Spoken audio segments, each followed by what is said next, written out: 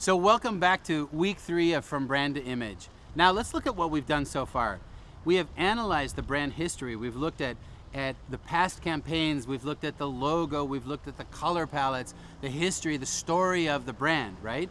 And then what we did was we took the brand and we analyzed the brand personality. We created brand personality traits and we defined those. So this is all this information. Where is it leading us? It's leading us to the actual campaign concepts. So this is the most challenging and most exciting part of this process, because this is the time when you get to come up with incredible, creative campaign concept ideas which are going to tell your brand story and communicate that unique selling proposition that the brand and the products have, right? So what we're going to do this week is we're going to talk to some experts about what makes creative campaign concepts work.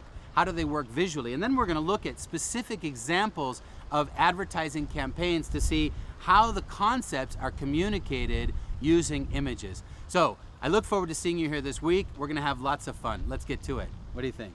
Yeah? Great. Okay.